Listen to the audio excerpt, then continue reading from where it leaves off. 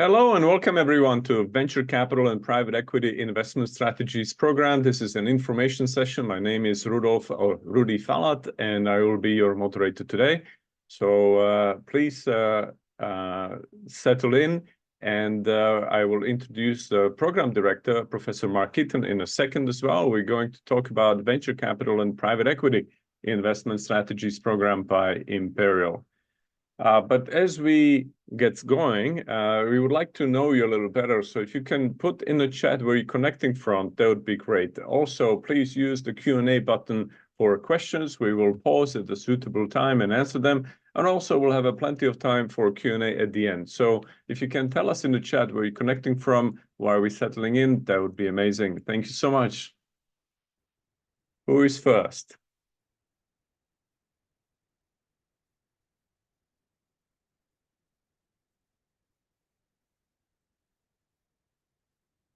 All right.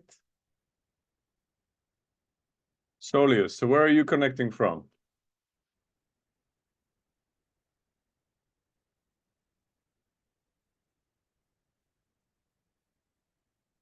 All right, so maybe you tell us later. That's fine as well. All right, so I see. All right, County Durham in the house. So Martin, thank you so much. All right, the Kelly from the US and Ian from Malaysia.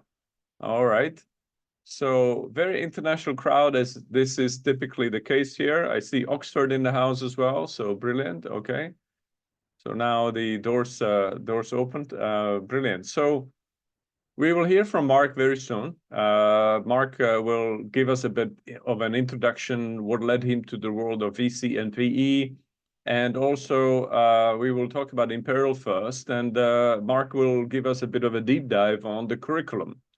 My name, as I said, is Rudy Fad. I'm a moderator. I work with Emeritus that works with Imperial to deliver this program to you. So here's an agenda for today.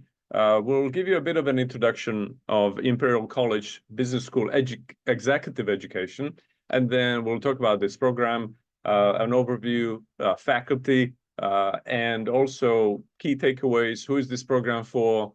And you see here curriculum, case studies that are part of this, and all of this will lead to a digital certificate that you will get if you meet the requirements.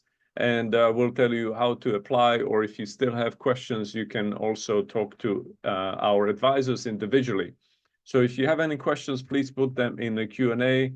And I see in the chat as well, Pedro is joining from Portugal, so that's all great. A couple more people, all right, David from London. So welcome, everyone. So once again, if you have questions, don't hesitate, put them in the Q&A. We will answer them as we go, or also we have plenty of time at the end. So let's get going. So hopefully, if you're based in the UK, you of course know about Imperial College, but if you're not based in the UK, you are not sure about the school. Well, one thing is for certain, it is a top-ranked university, and it is focused on business, technology, and entrepreneurship. So it is a top-ranked university also because of the research and also the faculty and its links to the finance center, which of course London is. So you're in good hands for any executive education program with Imperial. And in particular, the one that you're going to look at is focused on what's hot for many years. It's venture capital and private equity, right?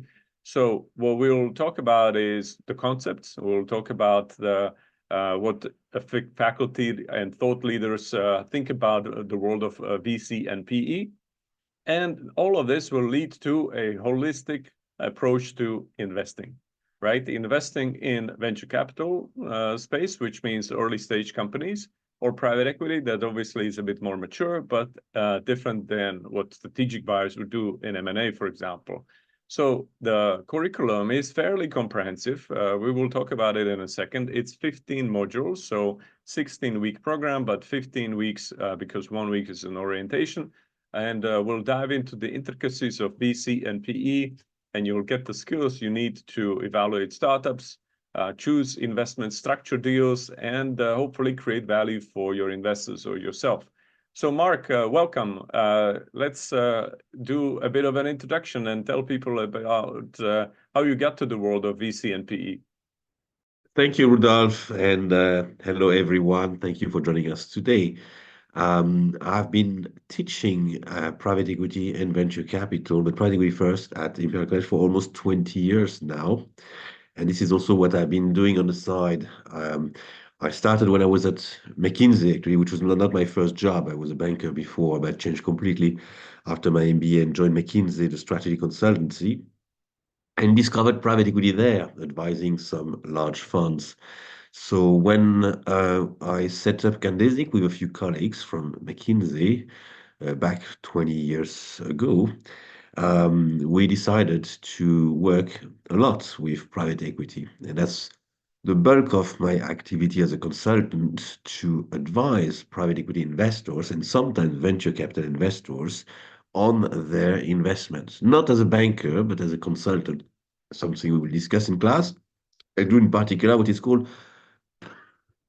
excuse me, I've called what we call the commercial due diligence, which means assessing what the future cash flows will be to understand whether an investment makes sense or not. It goes beyond that, of course, it's looking at strategy, etc. So that's one of my activities, advising those funds for the last 20 plus years, 25 actually.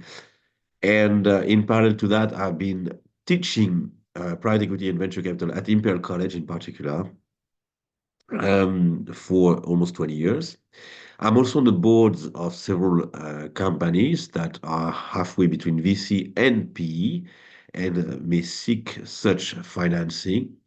And finally, I publish case studies, articles, and soon a book on the topic. So we have decided here to put together all the areas of VC and private equity. They are close cousins. They used to be the same thing. They separated a few decades ago, but a lot of what we discuss is common to the two areas.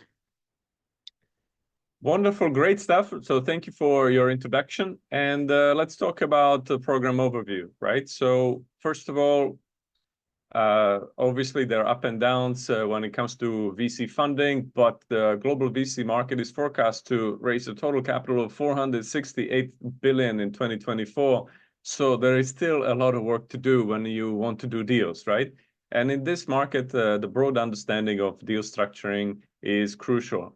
So deal evaluation, deal structuring is something that you should do in the light of this tremendous opportunity, which VC is, and same applies to private equity as well. So what are you going to get if you sign up for this program? It's going to be 6 weeks, but 15 modules, 1 week orientation. We think it would take you 3 to 5 hours per week. Obviously, it's depends on you. You can dive into certain topics a bit more, so it can take you longer, or if you want to invest more time, but that's what we think it should take you on average. You will get the skills to evaluate startups, structure deals, and create value. And also, you will understand the entire investment lifecycle, whether it's VC or PE that you are focused on. And we will do plenty of case studies. We'll talk about it in more detail in a second.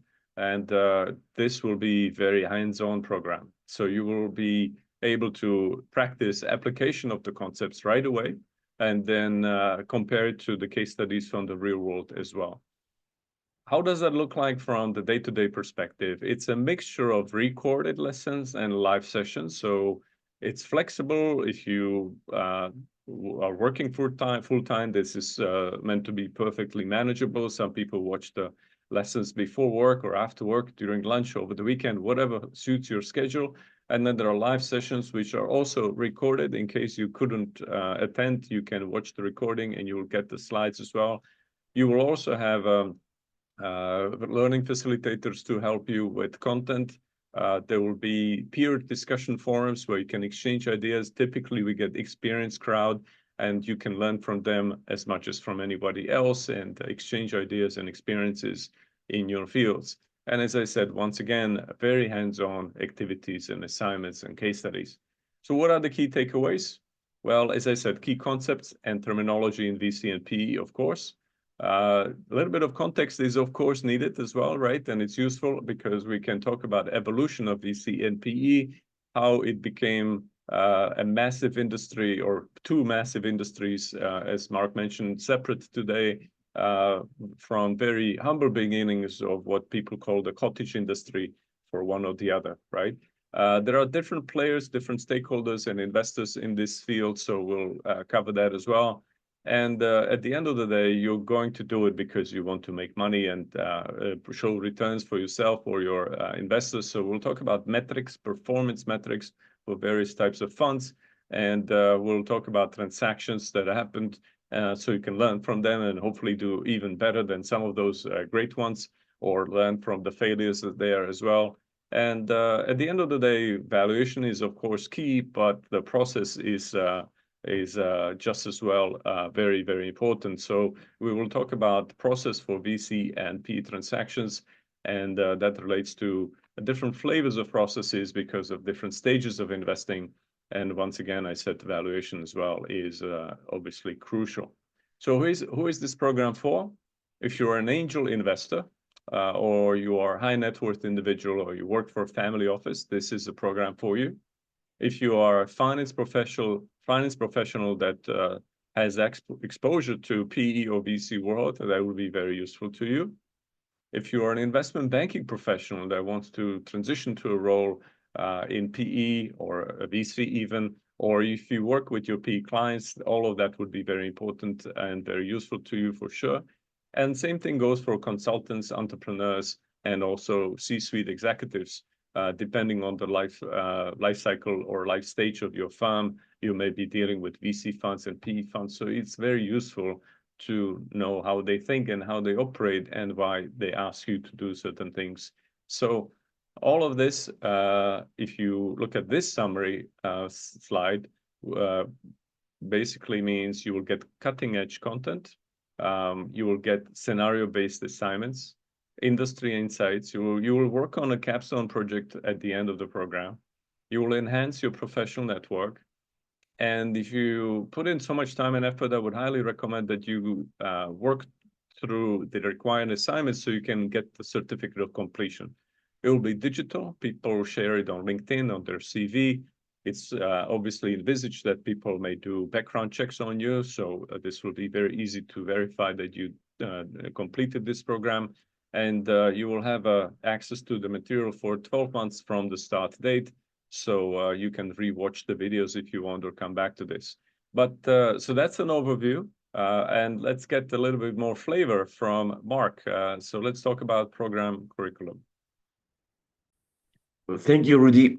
And perhaps one word, Rudy was showing the list of all the people who could be interested, and maybe it's not very clear, but while it is true that those who are interested in investments should be the first ones to take the course, there's also a significant population gravitating around that. So we have mentioned bankers, consultants, all the advisors who work not as an investor, but to help investors. But there's a third category, and that's not just the funders or executives in startups. It's also executives in any company that might be taken private or can be acquired by a private equity fund.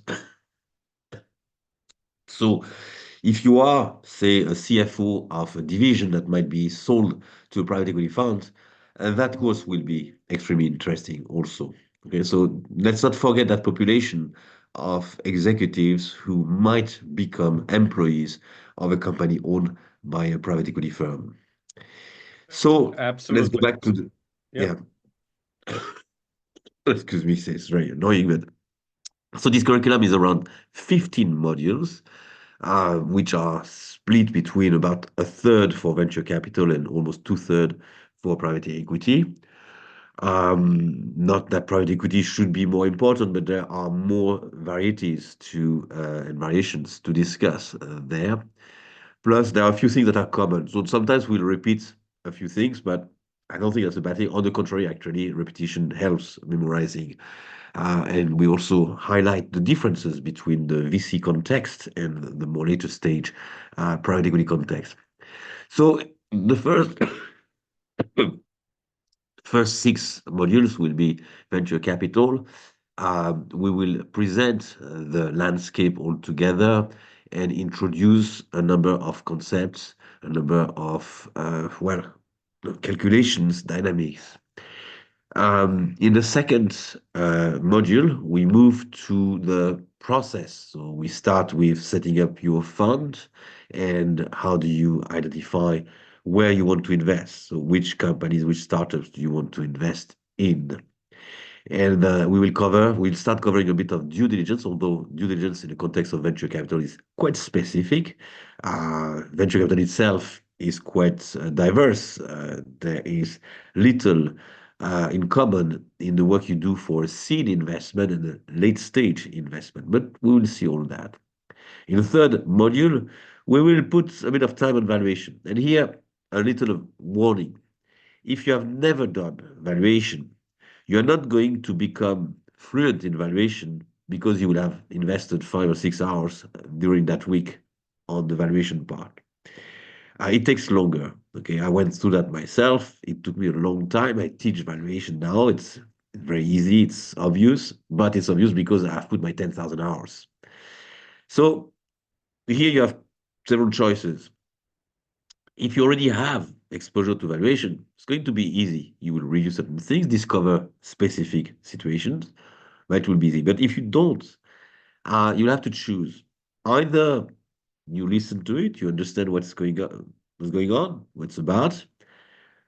You accept that you are not becoming an expert in that easily, but at least you understand the context, and that's it.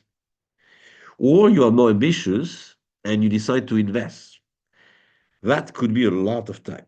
Frankly, it could be a course in itself, right? But you don't have to take it as a separate course. You could decide just to go through all the examples, papers, readings that I propose, and invest, I don't know, 50 more hours on the side whenever you have time to become more conversant.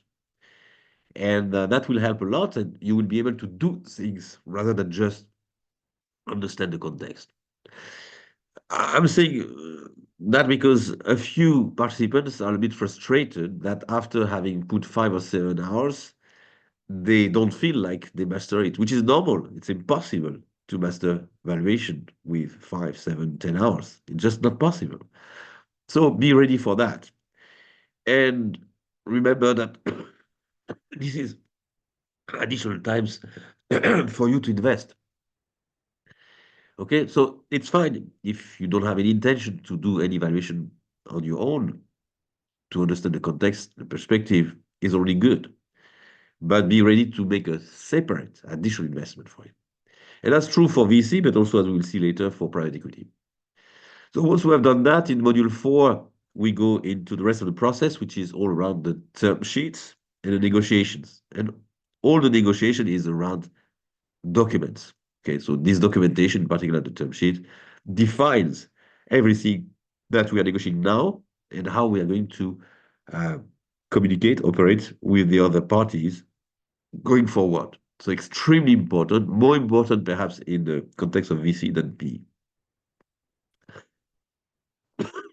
In module 5, we continue and cover the last part of the process, which is what happens once you have invested. So we look at value creation in the context of a VC investment, which is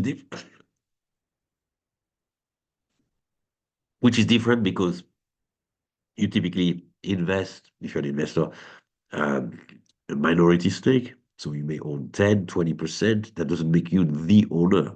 It makes you an investor. So you can suggest, you can influence, but you cannot control most of the time. There are exceptions, of course. So this value creation, we will look at it more from the perspective of the founder, the entrepreneur, who gets the backing of an investor. In module 6, we will wrap up with a review of where VC is going, what are the latest developments. And I use our online sessions, our live sessions, to discuss the latest developments. Because, of course, when we record videos, we may refer to what has happened in January. And when we discuss together in June, things have changed. We cannot redo the video every 3 months. We do it from time to time, but it's not a problem. We can mitigate that with live discussions during our sessions. Module 7, we move to private equity. And again, following the same pattern, we will discuss the industry altogether, but we will introduce a few new concepts around motivations, around the different investment stages in a slightly different perspective here. We will further segment in module 8. We will describe what we call the types. Okay. Some people use the word strategies, but that's more in hedge funds. It's more appropriate to say types because the segmentation, as you will see, they follow many, many, many different patterns.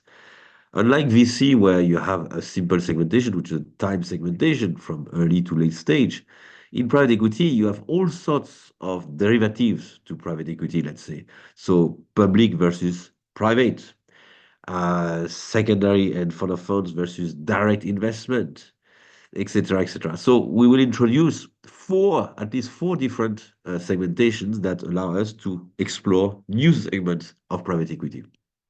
If we move to the next page, in module 9, we go again through the process. So this time preparing the private equity deal and understanding concepts of performance and how we are going to perform due diligence. And we start, of course, with the fund setup, a few quick comments on what it is, what it takes to set up a fund and how a fund looks like. In module 10, we are going to do valuation again, but this time it's a very different type of valuation because it's a valuation that is anchored around more visible cash flows elements. So the typical valuation techniques that are used, for example, by equity analysts, with some adjustments, are perfectly appropriate here, which was not the case of VC. It was more difficult. So we will have the firmer ground, terra firma, um, with the concept of valuation applied to the typical private equity situations.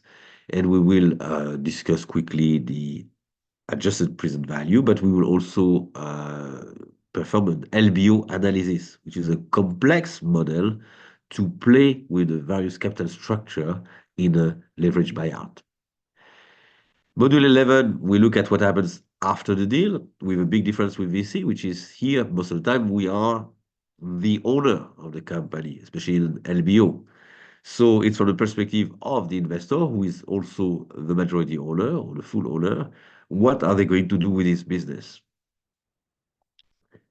In module 12, we will look at the future, but before looking at the future, we want to look at the past. So 12 is more the past to the present, and 12 the future. There's so much to say about the past, actually, especially with the great financial crisis, that we have decided to make it a module in itself. So in module 12, we look at the future. What are the trends? What are the key considerations to make when looking at where the industry is going? And also understand new events. Okay, there are things like continuation funds that were not usual. Nobody used that word 10 years ago, and now are quite common. What do they tell us about the industry? In module 14, we'll switch for a moment to the emerging markets. Some of you may be based in other parts of the world, emerging, developing markets, it doesn't matter, but you want to understand what it means for your market. So we'll look a little bit at what it is in other parts of the world. We have to talk about China, which is a huge, was a huge market, a bit on hold right now. And we finish with module 15, where we throw a couple of things about the organization of the fund, but the idea is here to discuss career opportunities, which is not for most of you to become a private equity fund manager, maybe some, but generally it's more about understanding what are the roles and including the back office and support roles in private equity firms, or as um, an operational executive for hire. Okay, I have lots of my former students who are now senior executives who work 6 months, 2 years on a portfolio company in a particular role, COO or whatever, and then move on to another company. And the private equity fund that staff them trust them, and they go from experience to experience that way. Okay, so those are the 15 modules. I think next page we are going to, Rudy, you want to say something about the Capstone project? Well, it's more from you. Other than that, Okay. the Capstone project, of course, is something that will be at the end. You will get the feedback from your learning facilitator on this, but it's meant to put together the entire experience from all the modules, in addition to the case studies and assignments you will have in each and every module that will focus on a particular topic of that week, right? So the Capstone is meant to be something that will be an all-encompassing hands-on exercise. Anything else from you, Mark? Yeah, I mean, it's possible. I mean, to be checked, okay, but I heard that maybe they wanted to introduce the possibility to not do the startup project, but take a later stage or more private equity project. So I think there's a bit more to it. I think there's an element of choice. If you decide you want to do something more early stage or later stage, there is some opening here. All right. So can you tell us a bit more about these case studies, Rocket Internet and others, that you included in the program? Yes, so the difficulty is that there are so many good cases around. I try to use some of my own cases, but not just. Now, more and more, my own cases tend to be in healthcare, and I don't want to force you to do only healthcare. So I have taken cases from all over the world and every sector to illustrate different situations. With Rocket Internet, we will look at a fascinating story from years ago, which at one point was staffing thousands of graduates from business schools to launch startups all over the world, imitating the successful one from the US. So that's a fascinating story. Then, still in the VC part, we look at Catera, which is a building company that wanted to revolutionize construction in the US in particular. We will look at something that I find absolutely fascinating, Scrub Daddy, which is the success story of Shark Tanks. Um, and we will try to see what we can learn from that that is valid for venture capital in general in a very colorful environment. And the last one for VC is the Sula Vineyards, which, as a wine lover, I like very much, which is about launching good quality wine production in India.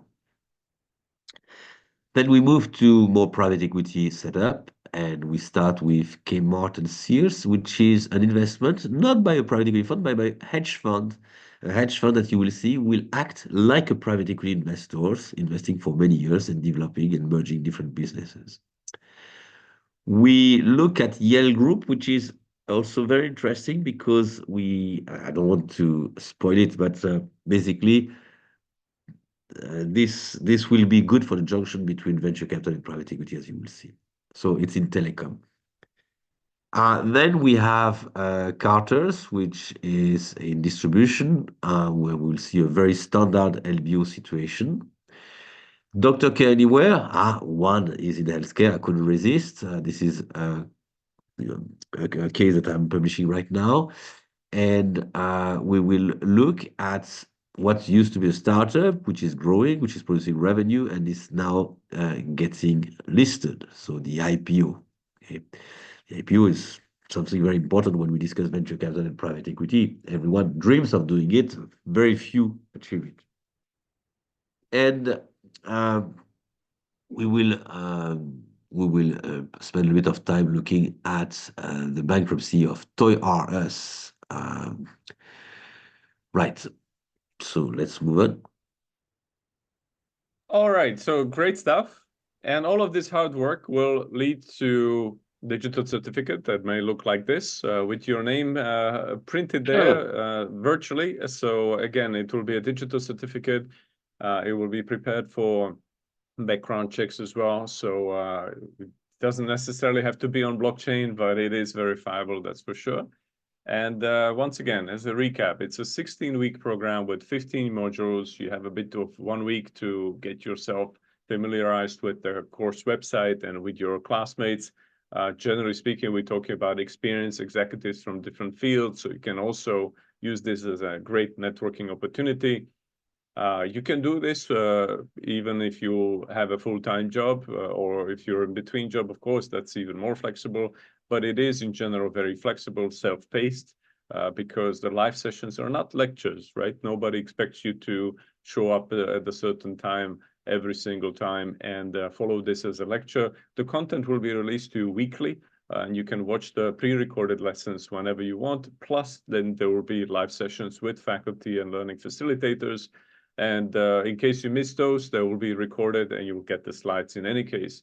You'll get practical skills. The emphasis of this course is being hands-on and practical, whether you are an investor or you simply exposed to PE and VC world in another capacity, as Mark said, as a finance person or a consultant or an employee or an executive in a PE or a VC-backed company. All of this will be very useful to you. And we'll also talk about emerging trends and practices, giving you a bit of a big picture of what's going on in this world, and maybe have a bit of a guidance for you as well if you want to pursue careers that are either in this field or on tangent. And once again, you'll get the certificate as a kind of a showcase that you can show to the others as well, how much time and effort you put into this and your new skills that you've gained so far. I see one of the questions from Nathan. He's asking what is assessed in the assessment component of the course and how. So first of all, let's talk about philosophy, right? There won't be a distinction for you. So we will not push you for going to top 10% or anything like this. But the grading focuses on the effort that you put into this. So we would like to see some genuine effort and some thought that went into assignments, but it will not be like in the elementary school or anything like this. So we know that you are busy professionals, so obviously there is some bar to clear, but with the help of the team, if you put enough genuine effort, there shouldn't be an issue with grading. Now, if you have any questions, please put them in the Q&A. Don't hesitate. It's meant to be an interactive session, so we are happy to hear from you. And other than that, there are two options what to do next. If you still have questions, you want to talk to somebody one-on-one, you can do that, right? So you can schedule a call with the learning advisor. So that's the second QR code that you see in front of you. Or if it's all clear, you can click on the link in front of you or scan the QR code. You also have all the links in the chat as well. And then you see the brochure that you can download, and you can apply, register, and go ahead right away. The next program will start soon. We're running several of them, of course, throughout the year. But if you are ready to go, please go through that first QR code for completion of registration process. And if you still have questions, as I said, you can schedule a call with an advisor. So two options. You have the links in the chat. If you are watching us live, this works.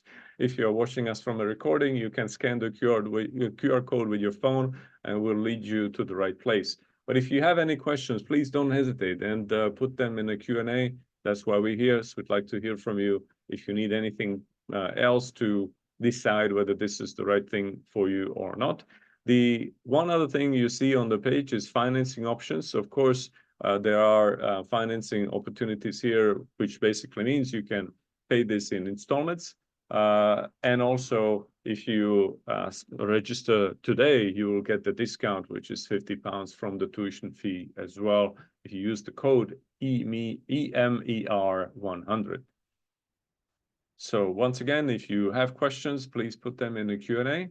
But I'll stay on this page on application process, see if there are still some questions, clarifications.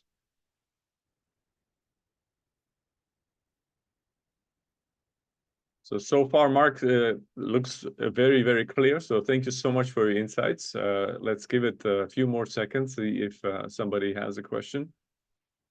Otherwise, once again, don't hesitate, schedule a call with an advisor. You can have a one-on-one conversation regarding the content, regarding the requirements to complete. or financing, etc. But financing, as I said, you have options to pay in installments. You can get a discount if you decide quickly. And other than that, it's 15 weeks plus 1 week orientation, very hands-on program, VC and PE altogether, very, very practical, many case studies and assignments, and hopefully something that you can apply from the get-go. So okay. So I don't know, Balint, what do you mean by if it's possible to review this conference, or if it's a one shot? If you register for this, you will get the recording as well. So if you registered, you get the recording, you get the slides for this session also. So you can also use this as a kind of a learning tool about the program. You could Anonymous is also asking, attend go the for it. next one, but we will discuss the same thing. Right. So in any case, you will get the recording. So Anonymous is asking, what is your approach to teaching valuation methods? Mark, you already talked about it, but let's maybe cover it once again. What is your approach to teaching valuation methods? Yes, so of course I'm going to cover the traditional teaching valuation methods, discounted cash flows, and rate evaluations, which will be very appropriate in LBOs, for example. Except that we will look at specific cases like APV, as I mentioned, and I will highlight what is specific to valuing with multiples in the context of private equity. For VC, it's a bit more shallow because we do not have a high level of visibility, but that doesn't mean that we shouldn't try to be as quantitative as possible.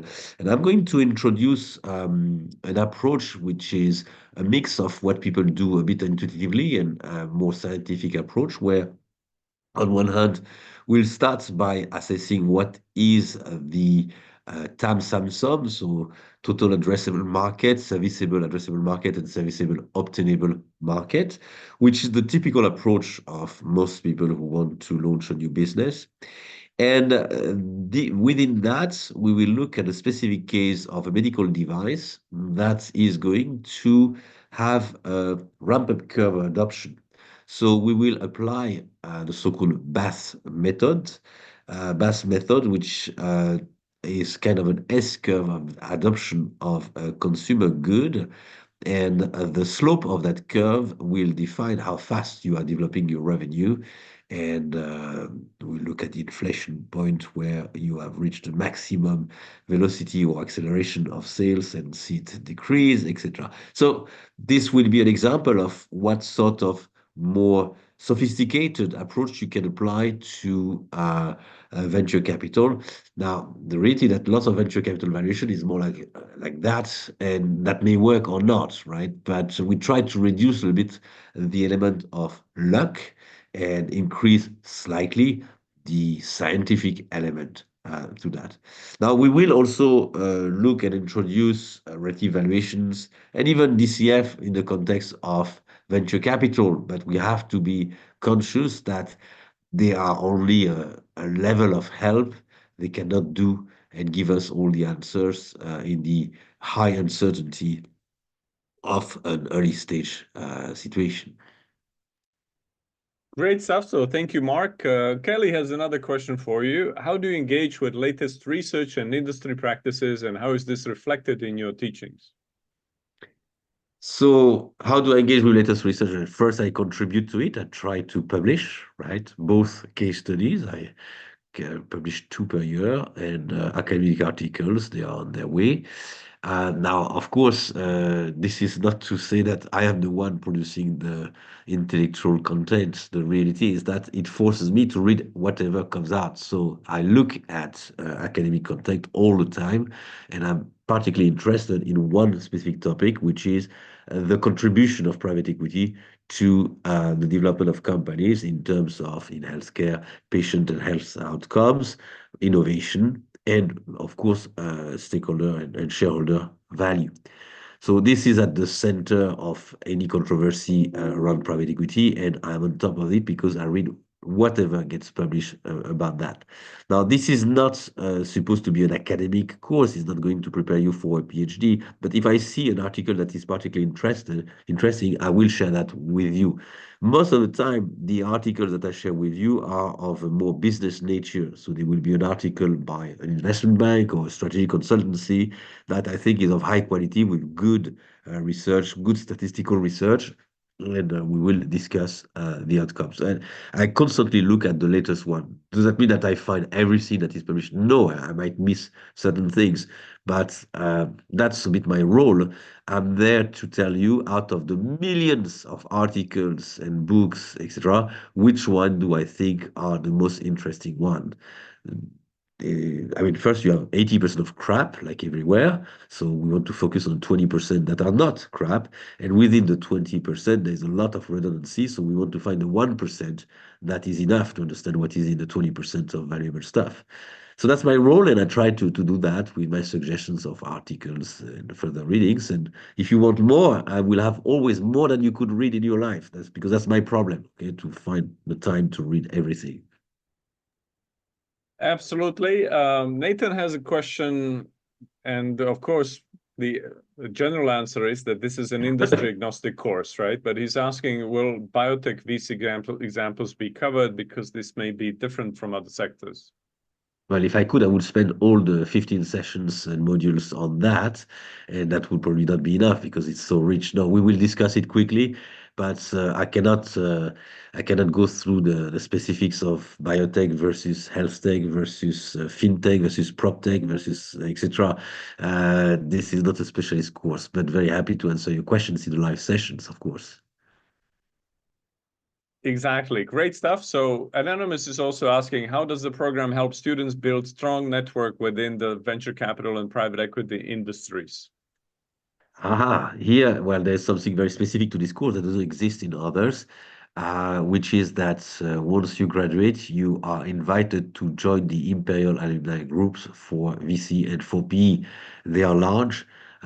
We are talking probably close to 500 people already, and they are people who have taken my classes in either topic and have shared experience of VC or PE. So that will be a networking group of people who all over the world, lots of people in executive positions, but not only. Sometimes students take the course, and with whom you can interact, you can ask questions. Actually, we have sometimes dinners in London organized by those who have taken the course and are based here. There's one that is coming soon. And I know that some people have launched businesses because they met during the course or in the alumni group that we have put together. I can tell you that I'm invited on the board of two companies that were formed. Well, one was formed following this course, the other one, they took the course for their company. Yes, so you will have plenty of great networking opportunities. You will have a discussion forum where I would recommend that you really participate. I know it sounds like a cliche, but the more you put in, the more you get out of it. You can learn from other people's examples there. You can get to know their background, and then you can have a separate conversation in person or remotely as you wish, of course. Balin has a question about next webinar. So once again, if you are register for this one, you get the recording. If you want to share it with other people, then maybe the best thing is to sign up for Emeritus newsletter, and then you will be informed of new webinars coming up. It won't be next week, of course, but it will be later in the year. But in any case, you can also send them a link to the brochure, which is under the Apply Online in any case, and they can learn about this program there. If we provide any scholarship, Anonymous, in terms of financing options, I'm afraid this is limited to installments, as you see before.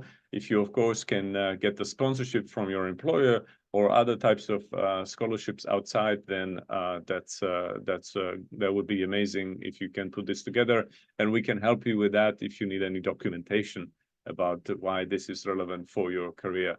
Kelly is asking, what are the key trends currently shaping the venture capital and private equity landscape?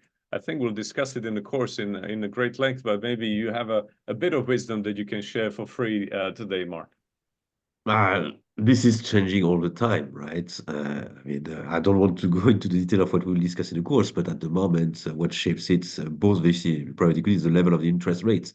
Now, there's also an issue of deglobalization. We have a probably temporary change in the way the supply chains are organized worldwide due to geopolitical tensions, and this has an impact. But the biggest impact is definitely the surge of inflation that we got in 22, with the price of energy in particular driving everything up. And with higher interest rates, we got lower valuations. So all the people who invested before 22, especially in 21, which was the record year in both VC and private equity, were left with something that was worth less than what they had invested.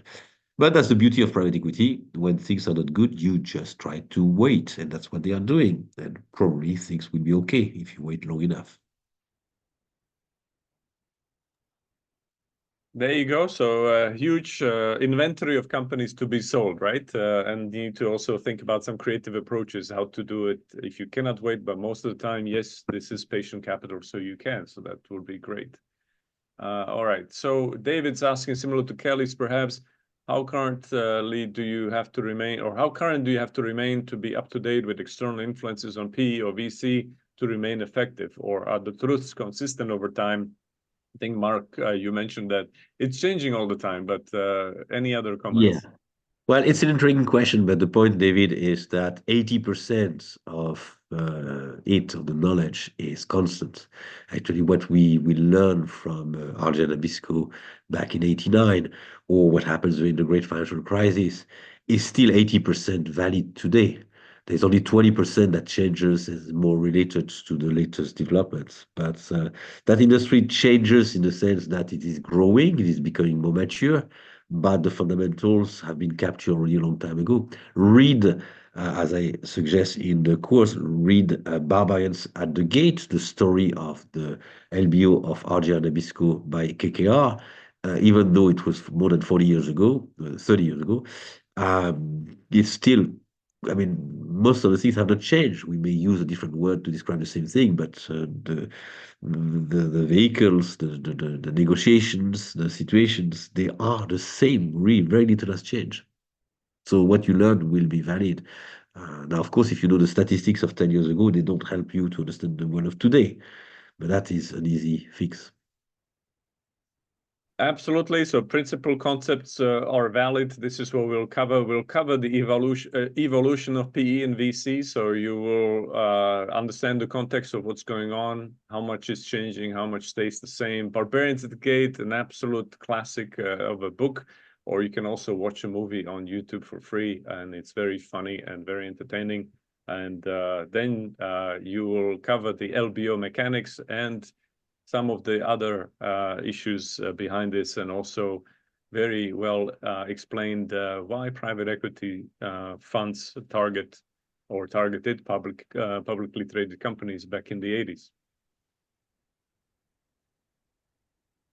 Also, I believe this will be shared on YouTube, so you can check out the Emeritus channel on YouTube as well, and then you can share it with your friends if you would like.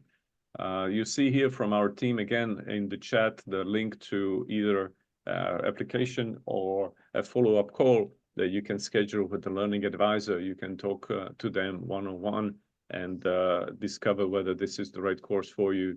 And hopefully we'll see you in this course. So any other final questions?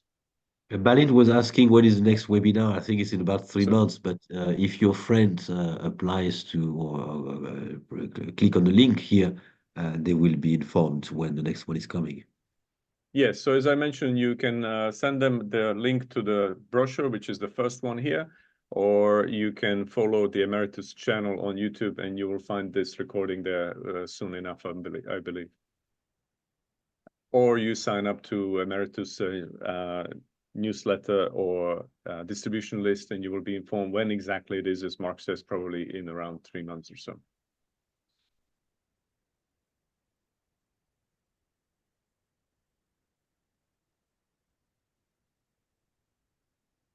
But if you click on that link in the chat or here, that first QR code, you'll get the brochure as well. So you can have some overview of what's happening there. And also, you can perhaps send them the links if you want, and they can have a follow-up one-on-one.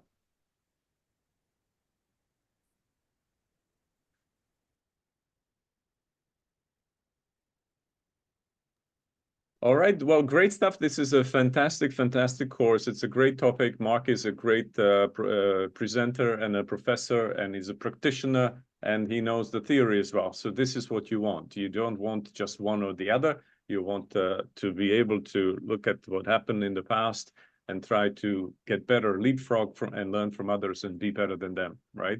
And this is what you get in this course. So looking forward to see you in this course. If you decide this is something that can help you in your career, please join this course. And otherwise, please explore others if you want from Imperial. And we'll see you there. Thank you so much. Thank you. It will be a pleasure if you join to discuss all that with you for 15 weeks.